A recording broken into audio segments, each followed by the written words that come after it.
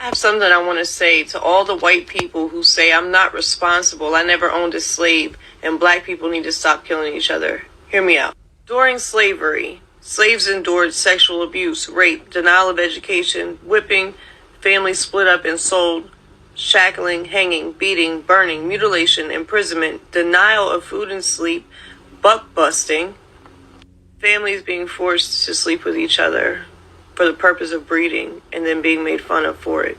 Torture, and also, if this was not happening to you directly, you had to watch your loved ones endure all of this. And this is just very few examples, meant for the reassertion of dominance over the slave by the slave master.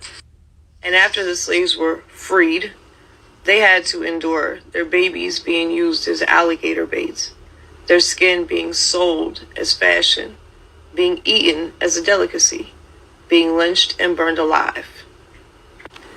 More denial of education. Now they went from being forced to breed to being forced to be sterilized because white supremacists did not want them to have children. Sharecropping being just another form of slavery. And not only that, but through all of this, there were many black communities that were thriving. Through all of this, they found a way to become successful on their own and independent, and that made white people angry. So they burned it down and destroyed the hope and success that they did have. I say all that to say, we still benefit from all these atrocities that were created and committed by white supremacists.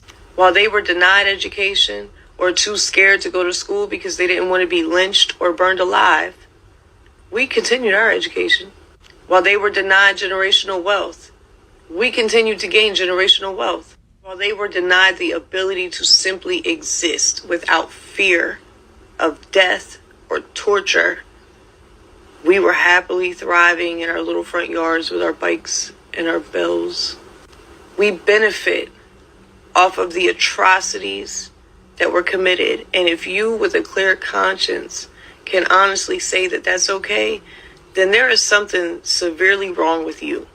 This is why I say we are responsible. Whether you like it or not, the sins of our fathers have fallen on our shoulders because we benefit from the atrocities. We benefit from the suffering and the torture of others. You have traumatized parents raising traumatized children in a traumatizing environment that we created through redlining, through PTSD, through trauma, generational trauma that we have not tried to help them heal through.